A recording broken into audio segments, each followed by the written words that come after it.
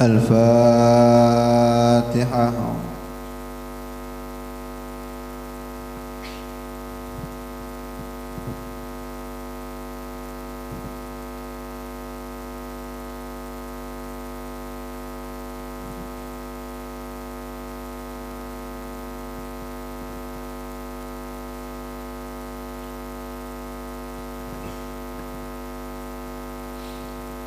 بسم الله الرحمن الرحيم. اللهم إني اهتدت بدرب الله طوله ما شاء الله قفله لا إله إلا الله بابه محمد رسول الله صلى الله عليه وآله وسلم سقفه لا حول ولا قوة إلا بالله العلي العظيم أحاط بنا من بسم الله الرحمن الرحيم. الحمد لله رب العالمين الرحمن الرحيم مالك يوم الدين إياك نعبد وإياك نستعين اهدنا الصراط المستقيم صراط الذين أنعمت عليهم غير المغضوب عليهم ولا الضالين آمين. سورٌ الله لا إله إلا هو الحي القيوم لا تأخذه سنة ولا نوم له ما في السماوات وما في الأرض من ذا الذي يشفع عنده إلا بإذنه يعلم ما بين أيديهم وما خلفهم ولا يحيطون بشيء من علمه إلا بما شاء وسع كرسيه السماوات والأرض ولا يؤوده حفظهما وهو العلي العظيم. بنا استدارت كما استدارت الملائكة بمدينة الرسول بلا خندق ولا سور من كل قدر مقدور وحذر محظور ومن جميع الشرور تترسنا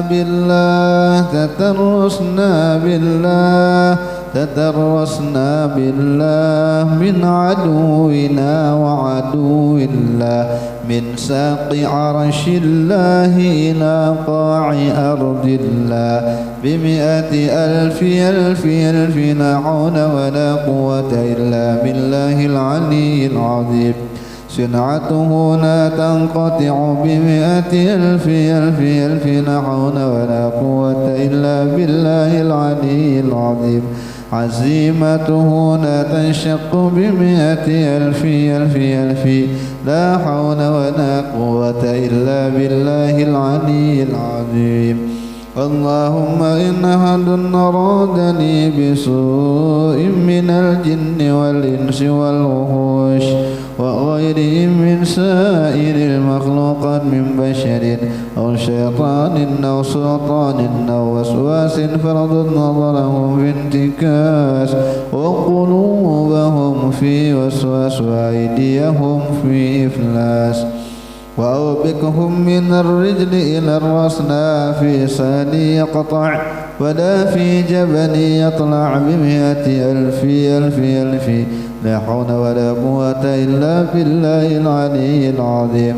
وصلى الله على سيدنا محمد وعلى آله وصحبه وسلم. سبحان ربك رب العزة عما يصفون وسلام على المرسلين والحمد لله رب العالمين. في كل لحظة أبدا عدد خلقه ورضا نفسه وزنة عرشه ومداد كلماته. اللهم صل على سيدنا محمد طب القلوب ودوائها وعافية الأبدان وشفائها ونور الأبصار وديائها وعلى آله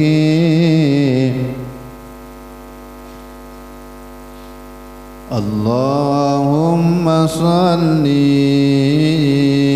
على سيدنا محمد طب القلوب ودوائها وعافية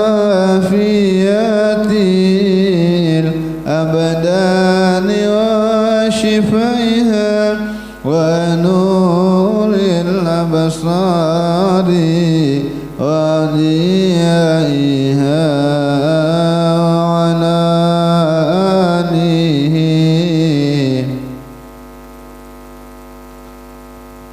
اللهم صل على سيدنا محمد طب القلوب ودوائها وعافية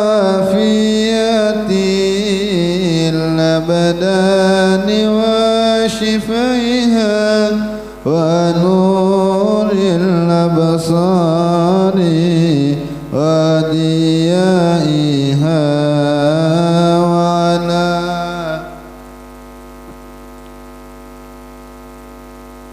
وسلم إلى النبي المصطفى صلى الله عليه وسلم وعلى آله وصحبه الكرام وأزواجه وذرياته وأهل بيته وكل المعلمين ولجميع المسلمين والمسلمات والمؤمنين والمؤمنات الأحياء منهم والأموات وخصوصا إلى مؤلف هذا الكتاب السيد أبي بن عباس المالكي الحسني والإمام المنذري والإمام عبد الله بن علي بن محمد الحداد ولجميع مشايخنا إلى مكان وإلى شيخنا ومربي روحنا الشيخ محمد شرواني زوري البنجري ولأمواتنا وأمواتكم وأموات المسلمين أن الله يغفر لهم ويرحمهم ويعلي درجاتهم في الجنة وينفعنا بهم أسرارهم وأنوارهم وعلومهم ونفحاتهم في الدين والدنيا والآخرة وعلى كل نية صالحة وعلى كل ما نوى به سلف الصالح بنية القبول وتمام كل سود ومأمول وإلى حضرة الرسول صلى الله عليه وسلم. الفاتحة.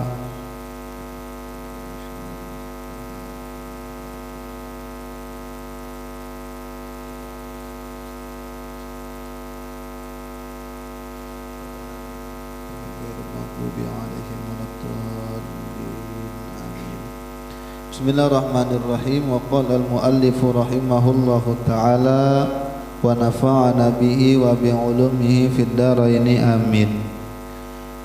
At-targhibu fi sulhi bainal muslimin wa tarhibu minat taqatu'i wa tadabburi wal hasadi wa tajassusi wal ghibati wan namimah.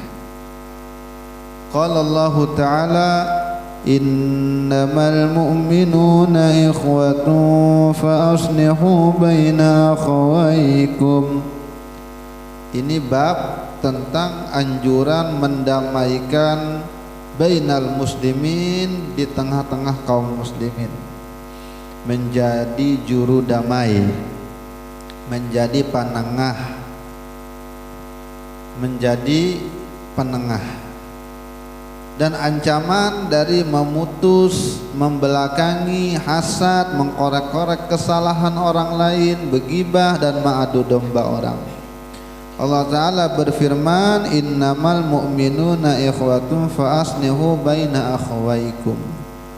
Tidak lain orang beriman itu semua bersaudara. Bersaudara.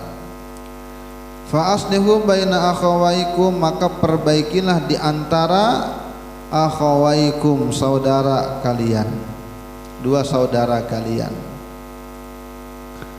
Jadi orang beriman itu bersaudara, itu yang dinamakan orang beriman.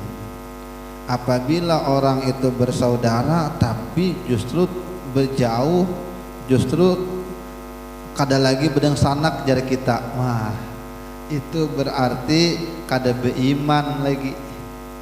Karena Quran itu mengatakan innama, ada kalimat hasyar.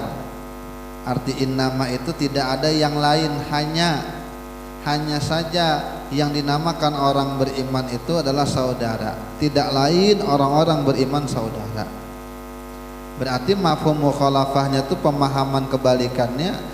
Apabila orang itu kada mau bersaudara, tidak mau akur, maka keimanannya dipertanyakan. Fa aslihu baina akhawaikum, maka kata Al-Qur'an, damaikanlah, tengahilah di antara dua saudara kalian yang bertengkar.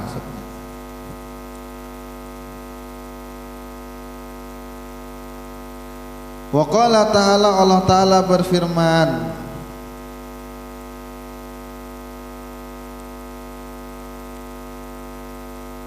wasulhu khair, kedamaian itu lebih baik. Wala ta'awanu 'alal itsmi wal 'udwan. Allah juga berfirman, janganlah kamu saling tolong menolong di dalam dosa dan permusuhan. Sudah berkelahi, sudah. Wa qala ta'ala, am yahsudunan nasa ala ma atahumullahu min fadlih.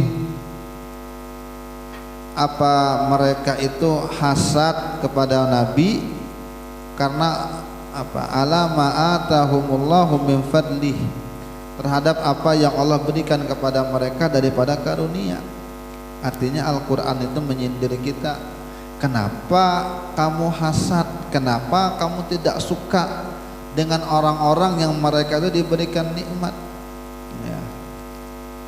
Hasadnya bahaya, hasad itu. Iyyakum wal hasad fa innahu ya'kulus shalihat kama ta'kulun narul hatab. Hati-hati dengan hasad, karena hasad itu akan membakar amal seperti mana api memakan kayu bakar. Pengajian tulak, puasa sunnah banyak, tapi ketika di akhirat ya Allah mana pahala ulun kadada, maka nol di akhirat. Ya Allah Ta'ala ikam yang membakar di dunia.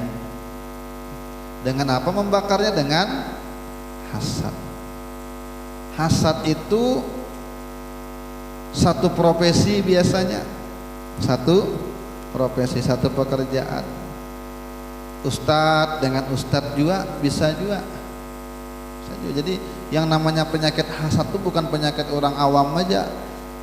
Jangankan kita, nang orang alim aja bisa kena hasad itu. Pengajian di sana, pengajian di sini, bersaing-saingan. Lalu apabila di sana sedikit, lalu apabila di sana hujan, ribut, wah senang hatinya, hasad. Ustadz bisa hasad. Pedagang dengan pedagang, pejabat dengan pejabat, itu hasadnya gitu tuh. Satu pekerjaan biasanya.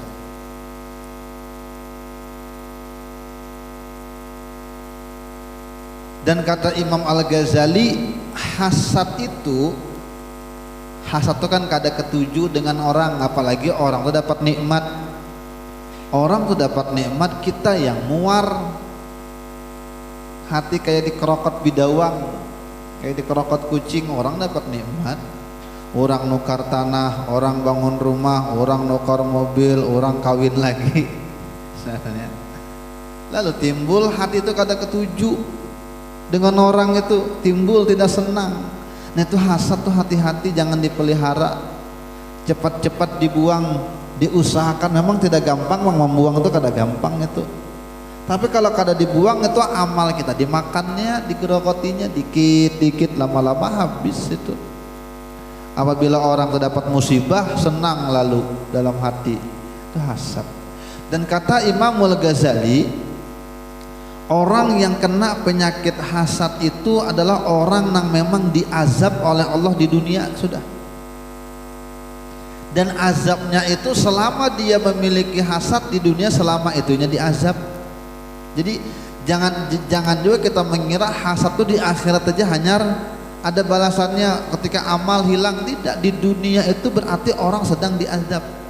Wal hasud wa huwa alladhi yu'adzabu wa la yurham wa huwa alladhi mu'adzabun wa la yurhamu. Orang yang hasad, orang yang punya penyakit hasad itu ini tuh disiksa di dunia, diazab di dunia, dan tidak diberi rahmat di dunia. Kenapa Imam Ghazali mengatakan begitu? Karena orang yang hasad tuh hatinya selalu sakit hati, hatinya selalu sakit. Dan namanya hidup ini kada pernah sunyi dari manusia, karena makhluk Allah itu banyak. Maka selama makhluk Allah itu ada, Allah akan memberikan nikmat kepada mereka. Entah yang diberikan nikmat itu berupa ilmu, ya orang alim dengan orang alim, atau harta, kesugihan, atau jabatan. Sama pada kerja, rupanya satu diangkat, satu belum lagi, lalu timbul hasad. Bisa itu. Nah, itu kada pernah sepi, setiap saat Allah memberikan itu kepada orang-orang. Orang yang punya penyakit hasad itu selalu sakit hati. Maka sakit hatinya orang itu udah dianggap azab di dunia sebelum azab di akhirat. Nah, ini orang yang beli barang inya sakit hati kan aneh tuh.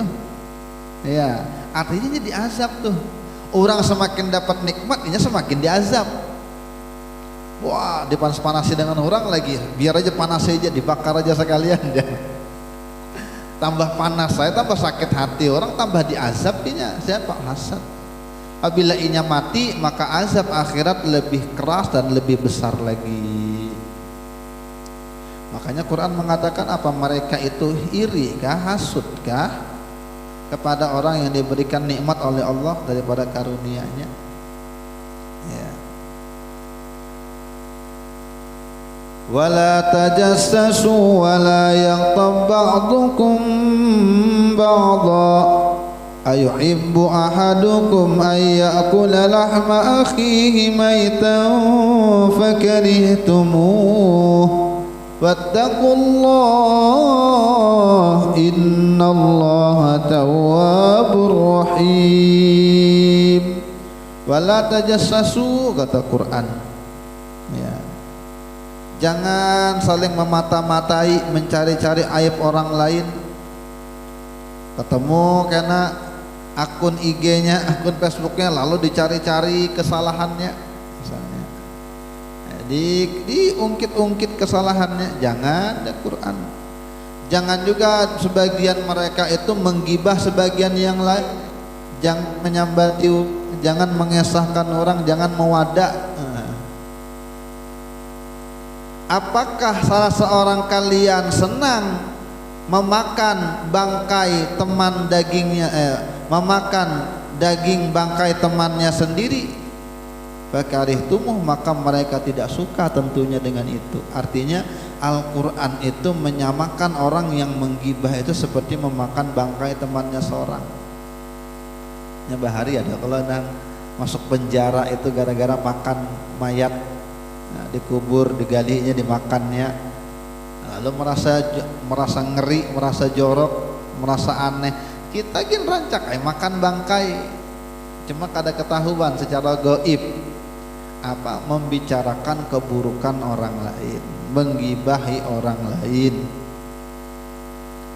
Wattaqullah, takutlah kamu kepada Allah.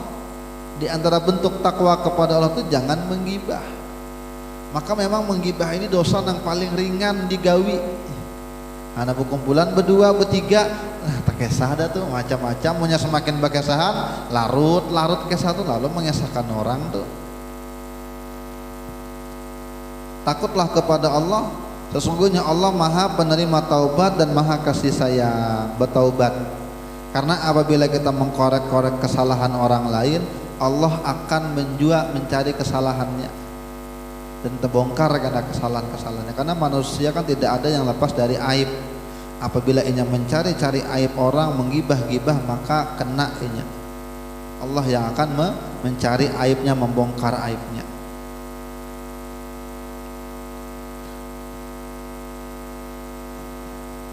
Wa qala ta'ala hammazim masya'im binamim. Hammaz, kompor, tukang kompor ya kita. Atau bukan tukang kompor yang berjalan jualan kompor, Bang. Tukang kompor, tukang ini, tukang panasi orang kemana-mana, duduk mau manas-manasi orang untuk supaya orang berkelahi. Karena ujung-ujungnya berkelahi itu. Masya'nya berjalan kemana-mana tuh hamas, tukang kompori orang. Untuk apa? Binamim, untuk mengadu domba, untuk adu domba ya, dengan adu domba. Itu Quran mencela itu.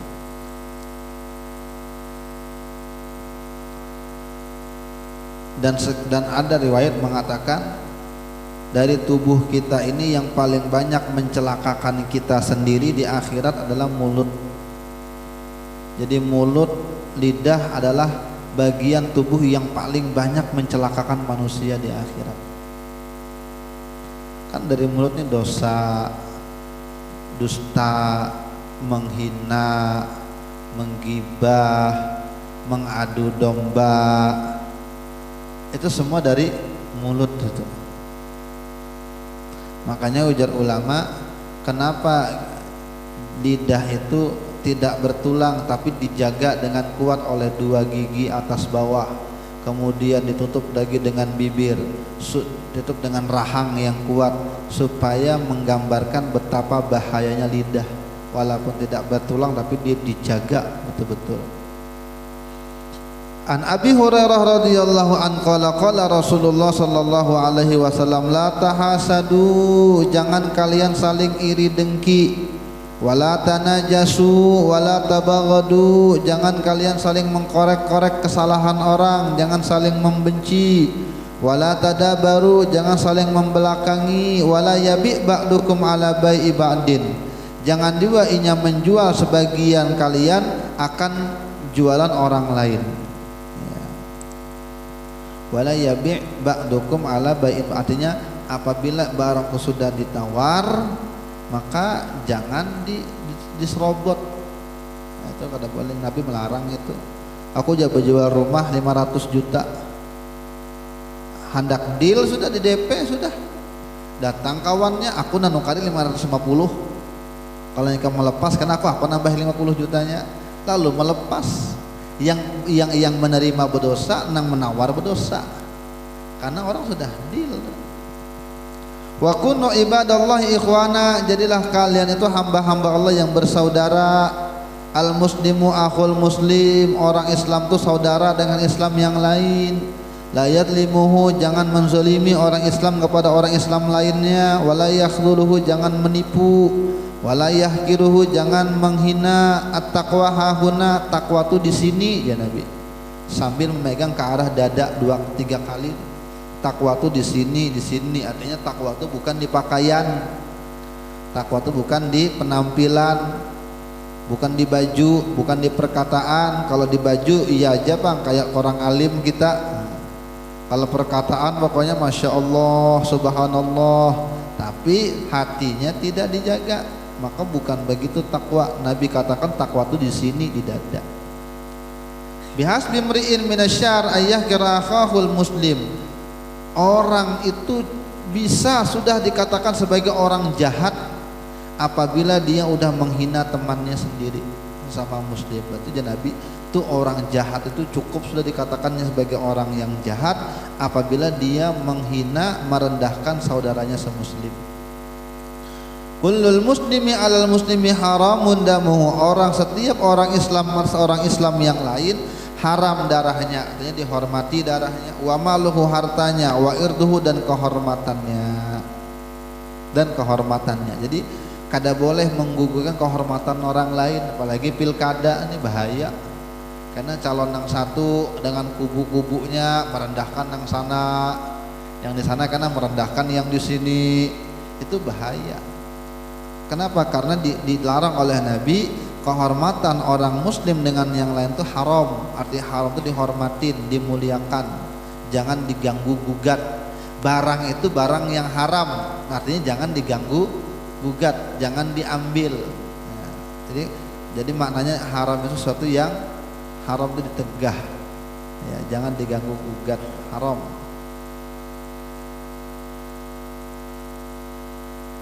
Kecuali, kecuali ada yang boleh harga dirinya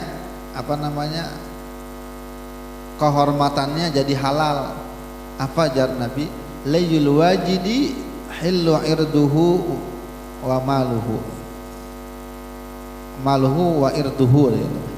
Orang yang sugih berhutang, ini bisa hutang tapi kada mau bayar, padahal bisanya melunasi hutang cuma kada mau bayar, maka orang itu halal kehormatannya. Artinya biar dipermalukan di Facebook, masukkan ke busam, ini atas nama ini rumahnya kada mau bayar hutang, itu kada berdosa. Kenapa? Karena dikecualikan. Orang nang berduit sanggup bayar tapi kada mau bayar. Beda dengan orang terlilit hutang lalu kabur karena dikejar sini pindah, kejar sini pindah, itu beda.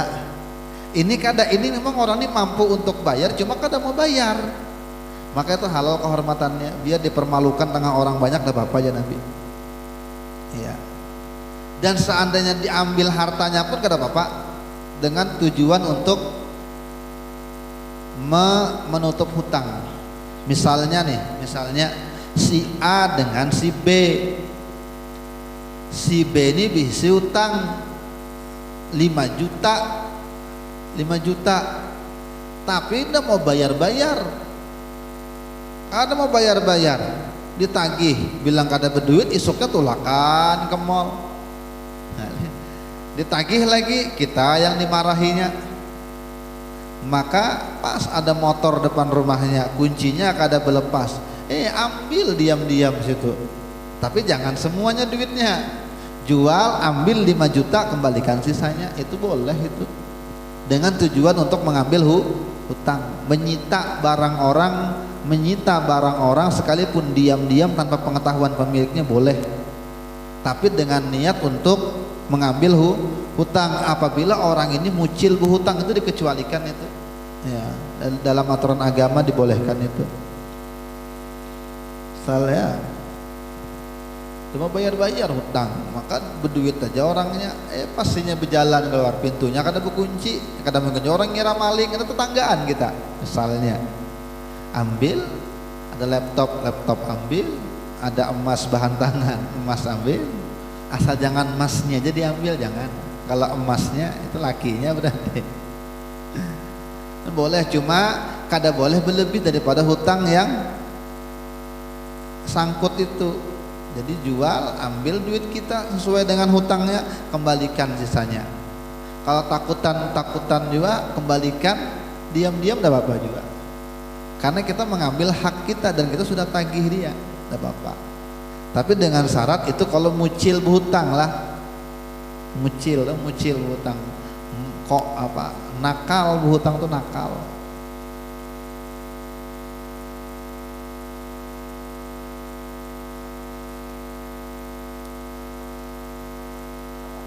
Wa an Hudzaifah radhiyallahu an qala Rasulullah sallallahu alaihi wasallam la yadkhulul jannata nammamun aw qattatun. Tidak akan masuk ke dalam surga orang nang adu domba. Adu domba sekarang tuh lebih keren lagi caranya, bukan muntung ke muntung, jalan rumah ke rumah, cukup aja di HP. Bisa cukup di HP. Ketahuan aibnya, kirimkan dengan lakinya, kita tahu dengan lakinya, ketahuan aibnya, kirim ke bininya, lalu inya bekelahi dua laki bini atau bekawanan bekelahi, itu kena itu, ya. Atau mengompor-ngompor di suku ini dengan suku ini, ya, beda suku, lalu tersenggol sedikit, lalu dipanas-panasi, aku orang asli pokoknya ku sikat deh bang. Lalu dikompor-kompori, lalu kirim-kirim video-video bahari, lalu luka lama terbuka kembali, itu kada masuk surga aja Nabi. Orang nang itu walaupun ini di rumah aja cuma jarinya main di HP, sama tuh ya, tukang kompor. kadang masuk surga tukang kompor, tapi bukan yang jualan kompor lah.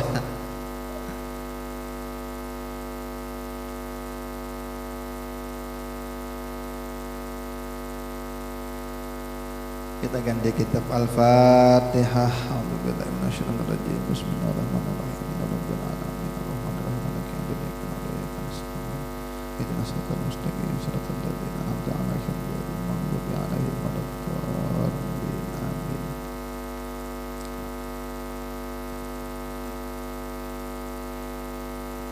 Bismillahirrahmanirrahim. Wa qala al-mu'allif rahimahullahu ta'ala wa nafa'ana bihi wa bi'ulumihi fid dharaini amin. Faslun, berarti pasal baru. Kemarin kita membahas tentang amar ma'ruf nahi mungkar.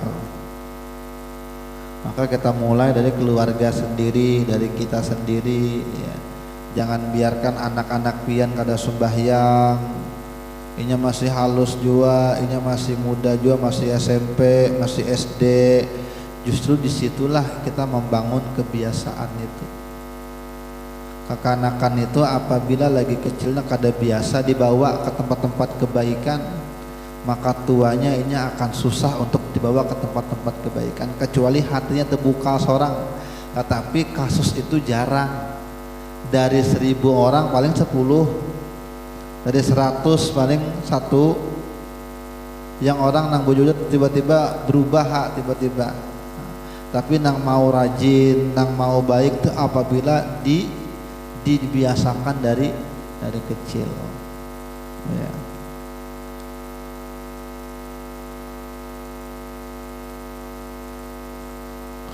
Wa alaika bil adli fi ra'iyatikal khassati wal ammah wa kamalil hifdzi wa tafaqqudi laha fa innallaha ta'ala sa'iluka anha wa kullu ra'in mas'ulun an ra'iyatihi. Kata Imam Haddad, kamu wajib berbuat adil di dalam urusan rakyatmu, rakyatmu yang khusus ataupun rakyatmu yang umum. Rakyat, jadi rakyat itu bahasa Arab, bahasa Arabnya ro'iyat, maka diterjemahkan menjadi rakyat. Jadi Indonesia itu banyak sekali kosakatanya mengambil dari bahasa Arab.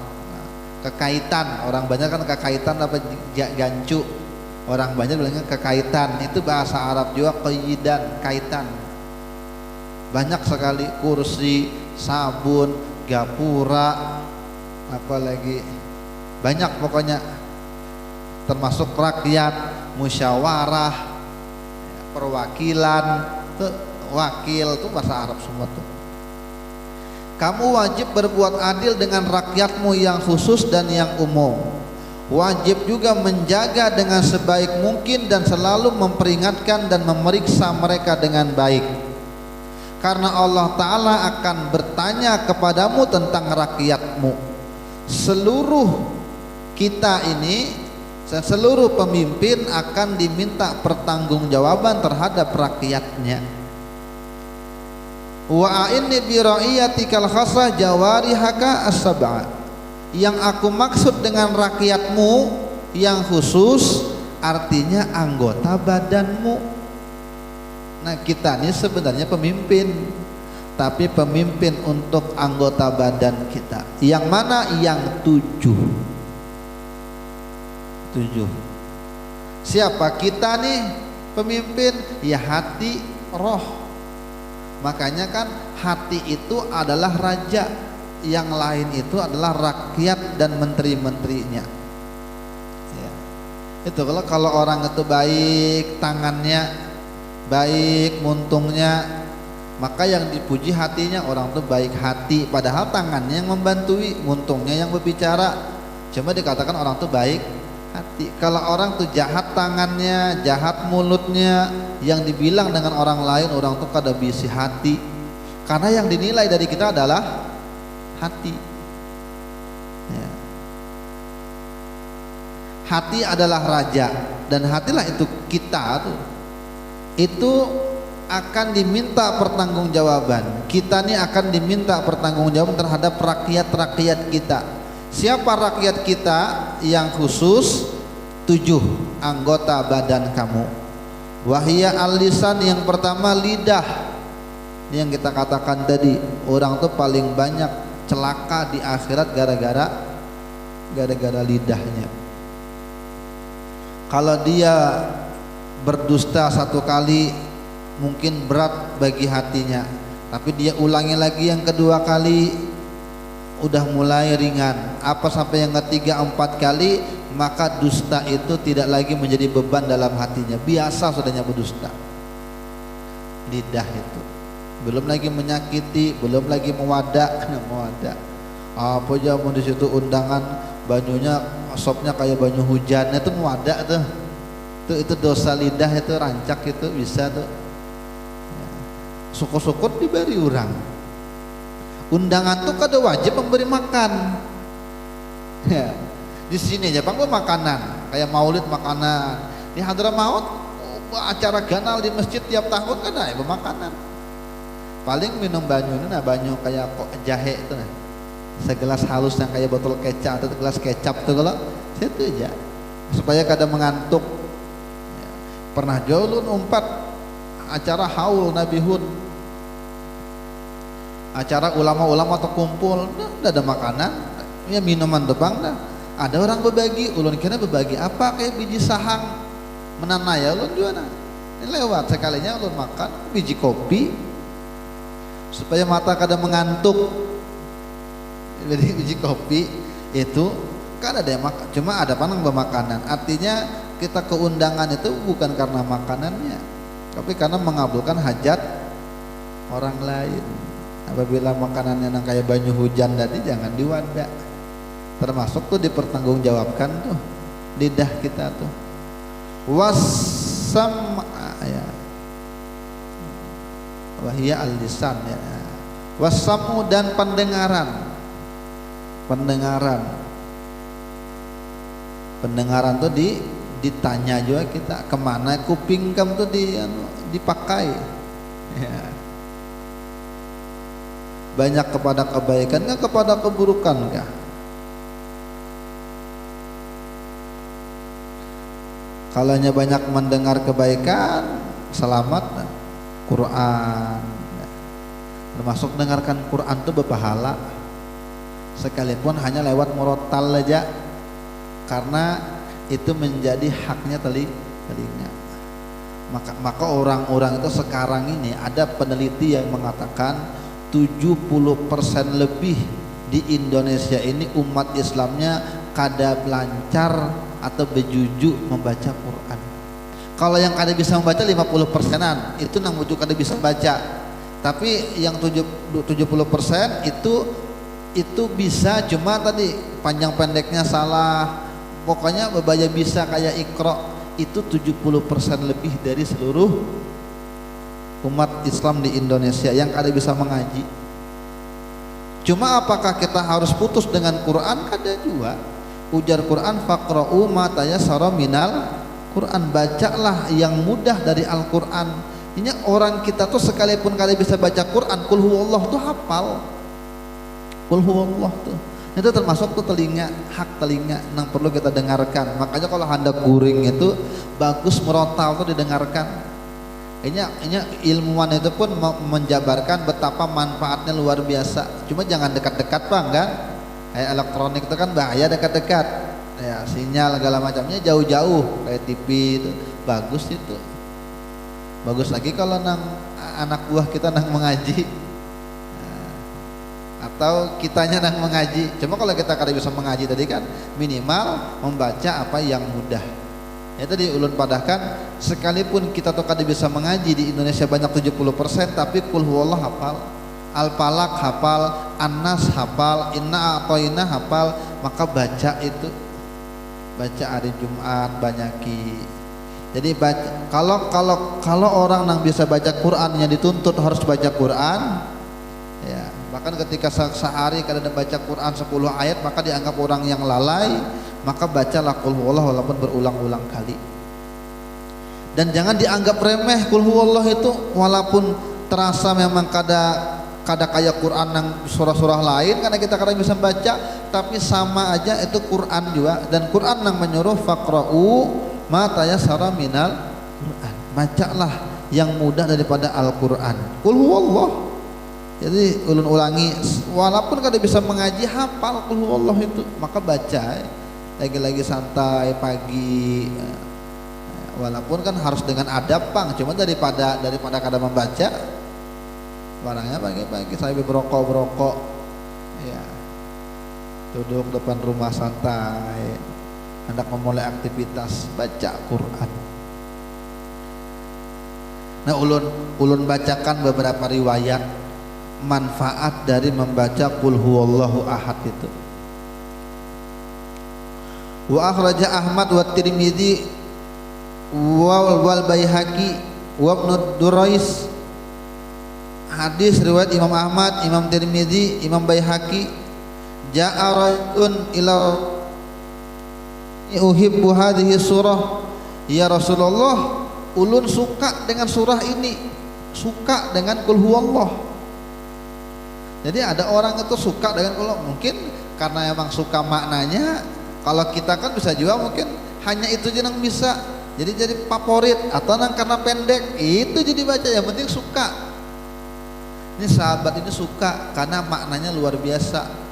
Qul, katakanlah, huwallahu ahad, Allah tu ahad, tidak boleh disamakan dengan yang lain, tidak ada tandingannya, tidak ada yang memberikan kamu manfaat kecuali Allah satu-satunya. Yang lain makhluk hanya perantara. Kalau hatinya kada digerakkan oleh Allah untuk bersedekah, ini kada bersedekah dengan nikah. Kalau hati bos tuh kada digerakkan hatinya, maka bos tuh dari awal kada mau menerima ikam kerja di situ. Qul huwallahu ahad tuh luas maknanya. Allahus somad, Allah itulah as-somad, tempat bergantung semua hajat. Ya, hendak apa aja ngomong kepada Allah, curhat kepada Allah. Allahus somad, Allah tempat segala hajat bergantung. Lam yalid wa lam yulad, dia tidak beranak dan juga tidak diperanakan. Artinya dia tidak mulia karena orang lain. Bisa juga tuh. Lam yalid wa lam yulad, untuk menepis dengan tuhan-tuhan yang lain yang biasa anak segala macam. Walam yakul lahu kufuwan ahad, dan tidaklah bagi Allah itu ada yang setara dengan dia, tidak ada. Nah, itu suka aku membaca itu, ujar sahabat. Maka ujar Nabi, kecintaan kamu terhadap surah Qul Huwallah atau Al-Ikhlas itu, iyaha adkhalakal jannah, itu akan memasukkan kamu ke dalam surga. Betul. Yang kedua lagi, Nabi pernah berada di negeri Syam, jauh di Syam ini. Jadi Nabi keluar negeri, ya Saudi kan bukan Syam, tapi Nabi dipadakan lagi di Syam. Berarti Nabi ini keluar negeri. Nah, ketika Nabi keluar negeri daerah Syam, tiba-tiba Jibril datang, ya Muhammad, Muawiyah bin Muawiyah al-Mazni meninggal dunia. Kau mensolatkan, maukah engkau mensolatkan? Padahal jarak jauh nih. Kata Nabi, iya ayo. Maka Jibril membentangkan sayapnya, merendahkan, maka diangkatlah Nabi itu maka Nabi sembahyang. Artinya Nabi menyembahyangkan yang namanya sahabat, namanya Muawiyah. Tapi ketika Nabi katakan, kok Muawiyah ini begitu istimewa, sampai aku berada di luar negeri pun diinformasikan kalau ini meninggal, bahkan disuruh sempat menyembahyangkan juga. Maka ujar Jibril, ya, dan Nabi melihat bahwasanya yang menyembahyangkan Muawiyah itu soffanin minal malaika, bersab-sab malaikat banyak, dan setiap satu sab itu ada 600.000 malaikat. Berapa kira-kira? Lalu Nabi itu heran, ini orang ini amalannya apa, sahabat ini kenapa begitu istimewa? Ya. Maka Jibril mengatakan, qala bi qiraati qul huwallahu ahad, orang ini amalannya qul huwallahu ahad. Kana yaqra'uha qa'iman wa qa'idan wa ja'iyan wa dhahiban wa na'iman. Orang ini apabila inya berdiri beraktivitas qul huwallah, apabila inya duduk qul huwallah, apabila inya berjalan qul huwallah, apabila inya tulak kemana di rumah semuanya guring, pokoknya aktivitasnya selalu diiringi dengan kalimat ayat Quran qul huwallah. Ini kan ya ini julun amalan nang kada bisa baca Quran tapi qul huwallah hafal, maka ini istimewanya qul huwallah. Apalagi riwayat Imam Tabrani dari Jarir Al-Bajili qala Rasulullah mengatakan man qara'a qul huwallahu ahad hina yadkhulu manzilahu, siapa yang membaca qul huwallahu ahad ketika masuk ke dalam rumah, nafatil faqra an ahli dzalikal manzil, maka bacaan qul huwallahu itu akan menghilangkan kepakiran orang yang ada di rumah tersebut dan juga dengan tetangganya. Amalan sugih, masuk salam dan jangan lupa baca qul huwallah. Satu lagi, man qara'a qul huwallahu ahad fi maradihi, siapa yang ketikanya garing hendak baca Quran, garing kada hafal Quran, hendak melihat kada bisa baca Quran, hendak amalan bingung, baca qul huwallahu ahad. Siapa yang membaca qul huwallahu ahad waktu sakit, kebetulan inya mati, jadi inya garing lalu baca qul huwallahu, dan ketika akhirnya memang inya tuh meninggal waktu sakit itu gitu deh. Ya. Masuk rumah sakit kira-kira, lalu daripada menganggur baik qul huwallahu muntung wallahu ahadallahu samad. Rupanya takdir kada sembuh-sembuh sampainya wafat. Lam yuftan fi qabrih, dia tidak akan dikena fitnah kubur, artinya kada kena azab kubur dinya. Apa pertanyaan malaikat segala macam lewat, lepas interogasi amalannya qul huwallah. Wa amina min doktitil qabri, dan dia aman dari himpitan kubur. Karena setiap orang yang dikubur itu apabila kada aman maka akan dihimpit dengan kubur, bahkan tulang rusuk kanan akan menyatu kepada tulang rusuk kiri, dihimpit kubur gitu nah. Cuma termasuk orang yang aman di kubur itu membaca qul huwallah waktu sakit. Wa amalatul malaikatu yaumal qiyamah, bahkan di hari kiamat inya dikawal, diantar dengan malaikat biakafiha dengan sayapnya untuk melewati sirat sampai pergi ke surga. Hanya kada bejar lagi malaikat yang mengangkatnya, dikawal siapa orang yang ketika garing amalannya qul huwallahu ahad, dan kebetulan inya mati saat garing itu. Ini amalan orang garing, apa aja bingung amalan orang garing, istighfar, sholawat, baca qul huwallah sebanyak-banyaknya, kada terbatas. Nah itu termasuk hak telinga. Tapi apabila salah mendengarkan, ditanya tentang telinga itu. Orang berkelahi laki bini lalu menguping-uping, nah kena itu ya. Atau ada gosip di mana di TV ya, ketujuh mendengari Baim Wongga dengan anunya, ketujuh mau umpati ya. Lalu berkesa-kesa, basor, pandangan juga kena, pandangan juga. Jadi lisan, nah paling pertama disebut lisan karena ini paling berbahaya. Yang kedua pendengaran, penglihatan, perut juga itu juga rakyat khusus yang harus dijaga. Apabila kada kita jaga, kada kita cek, maka kita akan dipertanggungjawabkan. Perut apa? Makan yang bukan haknya. Jadi haram, subhat, hajar aja. Tiba-tiba berjalan ada buah orang putih aja langsung diambil buah orang. Halal aja nih, insyaallah buahnya nih jalak, makan aja. Nyamannya. Boleh pang banu jar. Kalau jalan ke mall kan ada buah-buahan boleh dites. Tapi sengaja masuk situ kada menukar, hendak ngetes saja, semua ditesnya. Kanyang itu aja, itu bukan masuk tes, itu untuk orang hendak beli serius.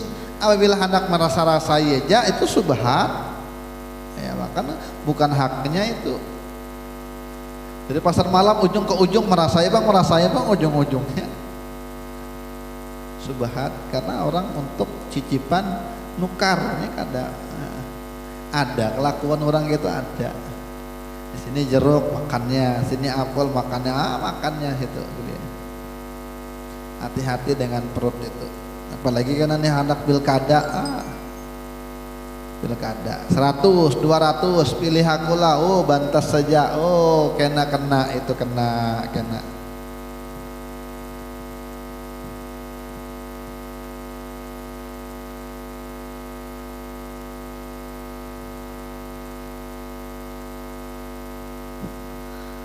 La ilaha illallah. Penglihatan itu bahaya. Perut.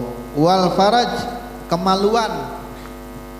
Nah, kemaluan ini biar tuha tetap anom itu. Waliyat, tangan. Nah tangan ini hari ini potensinya lebih besar, kebaikannya besar, keburukannya besar. Kenapa? Karena tangannya jadi panjang gara-gara HP. Jadi banyak gara-gara HP. Kalau bahari beundangan perlu mengantar satu-satu, nah seminggu mantar undangan aja ke sini, ke gang ini, karena ke kampung itu. Sekarang tinggal tulis, tinggal diketik formatnya, kirim. Mohon maaf hanya lewat pesan WA undangan ya. Minta maafnya kalau kada tulak bahari pada nunggu orang ada udah minta maaf lah kada kau tulak. Sekarang WA juga, mohon maaf lah kada bisa berangkat, nyamannya. Tangan itu, fungsi tangan itu akan diminta pertanggungjawaban juga. Kaki ya juga, melangkah kemana kira-kira, kena juga. Fa inna hadhil jawariha ra'iyatun, dan ini semua anggota tubuh yang 7 ini adalah rakyat. Istara'akallahu iyaha, yang Allah menjadikan kamu sebagai pemimpin mereka. Wa amanatun i'tamanaka 'alaiha, yang Allah memberikan kamu amanah biar kamu jaga yang 7 itu. Sebagaimana yang 7 itu diberikan dalam keadaan bersih, maka minimal bulik dalam keadaan bersih. Minjam motor orang motor bercuci, sekali mengembalikan rigat ya, bensinnya habis ya, minimal itu kembali bersih, bensin kembali utuh sekalipun kada berlebih. Itu kan orang senang dia meminjami, atau kada marah, kada jengkel. Ini dipinjami Allah Ta'ala, tangan, kaki, muntung semuanya, tapi kembalinya rusak. Ditanya, fa'alaika bi'afiha an masiyati, maka wajiblah kamu menjaga, menahan anggota tubuh yang 7 tadi dari berbuat maksiat, dan wajiblah engkau wastimaliha, menggunakannya fi taati, dalam taat kepada Allah. Fa innallaha ta'ala innama khalaqaha laka, karena Allah Ta'ala menciptakan yang 7 anggota badan tadi untuk kamu. Dita'tihi biha, supaya kamu bisa berbuat taat kepada Allah melalui 7 anggota badan tadi. Wahia min ajalli ni'amillahi alaika, dan 7 anggota tubuh tadi termasuk sepaling besarnya nikmat Allah yang diberikan kepada kamu ya. Kada bisi batis dua-duanya ngalih juga, alhamdulillah bisi aja. Nah, kada bisi batis tangan bisi, alhamdulillah. Ada orang yang dua-duanya kada bisi ya. Bisi mata Arabun, alhamdulillah. Ada yang kada bisi mata, itu nikmat.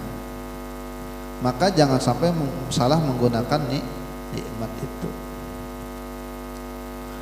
Wa syukruha antati'ahu subhanahu biha, dan cara mensyukuri nikmat yang 7 tadi, kamu pergunakan itu semua untuk taat kepada Allah. Wa alla ta'sihi bi syai'in minha, dan jangan kamu bawa maksiat yang 7 tadi kepada Allah sedikit pun juga. Fa in tarakta dzalika wa lam taf'alhu, kalau kamu tidak mengurusi rakyatmu tadi, kamu tinggalkan, kamu biarkan, bahkan kamu tidak menggunakannya untuk kebaikan, faqad baddalta nikmatallahi kufran, maka sungguh kamu telah mengganti nikmat Allah menjadi kufur. Ini yang namanya kufur nikmat itu. Tangan diberi untuk kebaikan, timbul adu domba orang lewat WA, kufur nikmat dengan tangan. Lisan dipakai untuk kebaikan, timbul untuk menggibah-gibah orang, kufur nikmat dengan nikmat lisan. Seterusnya macam itu.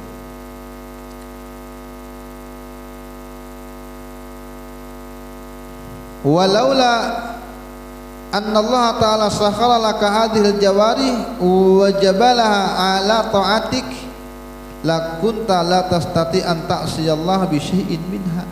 Dan seandainya Allah ta'ala tidak menundukkan itu anggota badan untuk kamu, tidak menundukkan atau tidak memberikan, seandainya Allah ta'ala tuh tidak menundukkan, artinya tangan itu memang Allah ta'ala yang menggerakkan secara langsung. Kita kada ikut andil itu artinya kasbun. Dalam asyariyah namanya ada konsep namanya kasab ya, artinya Allah Ta'ala yang memberikan, cuma kita bebas memakai. Bisa kita pakai kebaikan, bisa kita pakai maksiat, itu namanya kasab, kita akan kena itu. Kalau Allah Ta'ala tidak menundukkan anggota badan kamu yang 7 tadi, atau tidak menundukkannya untuk supaya kamu taat, maka kamu niscaya tidak akan bisa bermaksiat kepada Allah dengan sedikit pun juga ya. Bisa ya Allah Ta'ala tuh menarik gitu, yang biasa berjalan kepada tempat-tempat kada baik, mendapat duit naik ke kilo misalnya, diambil Allah Ta'ala nikmat batis dua-duanya. Bisa aja Allah Ta'ala mengambil itu.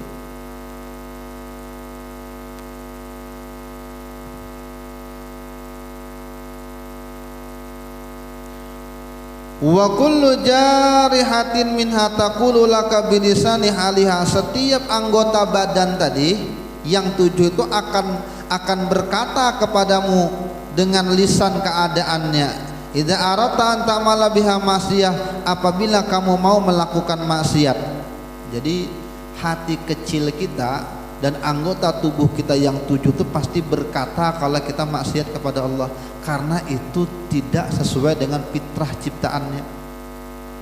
Pastinya berontak. Ya Abdullah, wahai hamba Allah, ittaqillah, takutlah kamu kepada Allah. Wala tukrihani ala fi'li ma haramallahu alayya, jangan kamu paksakan aku untuk melakukan sesuatu yang Allah haramkan atasku. Ya pasti itu. Jadi orang yang beriman itu pasti anggota badannya akan protes apabila dia dipakai untuk maksiat. Tuh ada tuh kritik hati itu. Makanya apabila orang melakukan maksiatnya ada bisikan-bisikan hati itu dari anggota badan itu, jangan. Kalau pina mati mendadak, jangan. Kalau pina mati kan sempat mengembalikan hak orang, jangan. Kalau inya mati atau ikam yang mati kadang kau minta maaf karena menggibah terus. Ada tuh panggilan hati itu ada. Kalau inya wujud beriman ada tuh. Kalau mati, hatinya mati karena ada panggilan itu, karena mati kayak Pak. Jadi kalau orang itu beriman, hatinya hidup, terasa itu ada tuh. Tapi kalau orang hatinya mati, ya orang mati kada bakal merasa ya. Tapi kalau orang tuh hatinya hidup, maka ketika anggota badan yang 7 itu dipakai maksiat, inya pasti berkata, pastinya mencegah. Fa idza asaitallaha biha, kalau kamu telanjur melakukan maksiat dengan anggota 7 itu, maka dia akan berbalik kepada Allah, lalu dia mengatakan kepada Allah, ya Allah, ulun sudah larang dia, ulun sudah cegah dia, cuma dia tidak mau dengar ya Allah. Wa ana bari'atun mimma sana'a, dan aku ya Allah sekarang berlepas diri dari apa yang dia kerjakan ya Allah. Wa sawfa taqifu baina yadayillahi ta'ala fatantiqu jawarihuka syahidatan laka. Nanti di hari kiamat dia akan berada di hadapan Allah, lalu anggota badan kamu itu yang 7 itu akan berbicara, hal keadaannya menjadi saksi atas apa yang kamu kerjakan, baik dalam bentuk kebaikan atau dalam bentuk keburukan. Di hari itu pastinya berbicara. Al-yawma nakhtimu ala afwahihim wa tukallimuna aydihim wa tashhadu arjuluhum bima kanu yaksibun. hari ini kami tutup mulut-mulut mereka, akan berbicara kepada kami tangan-tangan mereka yang mengerjakan, ya.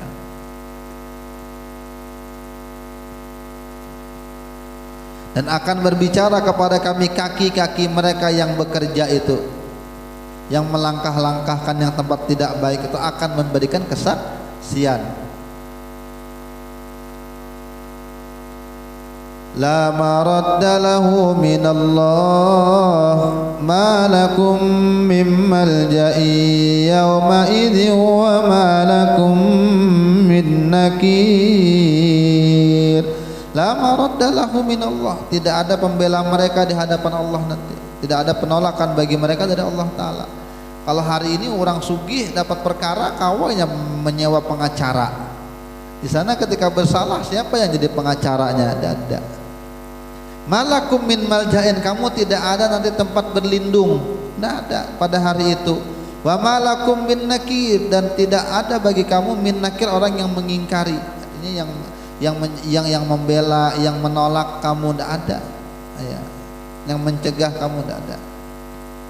Dan wa malakum min nakir, dan tidak ada bagi kamu penolakan, kada bisa mengelak lagi. Di dunia kawa berdusta, kalau yang duit banyak kawa berjilid-jilid, sidang, nang kayak kasus Sumbu, ya, kasus Pak Sumbu,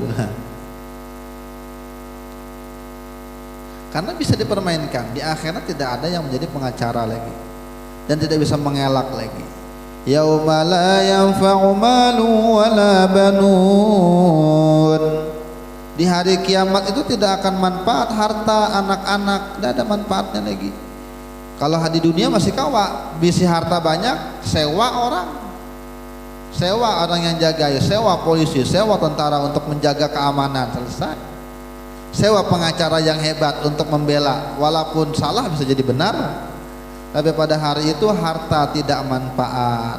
Anak di dunia pasti membela kuitannya, tapi hari itu anak pun tidak bisa membela orang tuanya.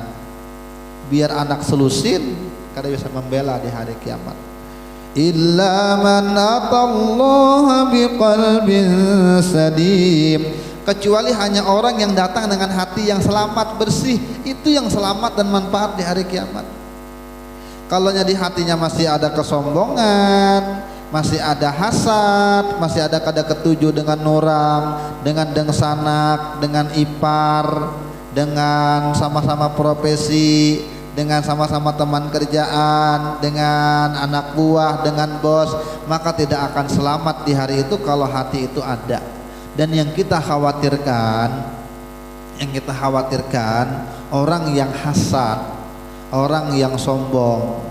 Termasuk orang sombong itu, orang minta maaf kita kada mau memaafkan, itu kita sombong berarti. Atau kita kada mengakui kesalahan, atau kita gengsi datang padahal kita yang salah, itu bentuk kesombongan. Hasad, sombong, itu maksiat hati. Dan tahu enggak kira-kira apa definisi orang mati su'ul khotimah? Ya kan kita kan minta tuh, ya Allah matikan kami dalam keadaan husnul khotimah. Dan tahulah pengertian dari mati su'ul khotimah. Mati su'ul khotimah itu mati dalam keadaan bermaksiat. Dan hasad, sombong itu maksiat hati. Apabila kita meninggal dunia masih kada betaguran lawan ipar, lawan tetangga, lawan ini, memang kita nang kada mau menagur, bukan orang nang kada mau nagur. Kalau orang kada mau nagur, kita mau aja, itu lain lagi. Ini kita nang kada mau menagur.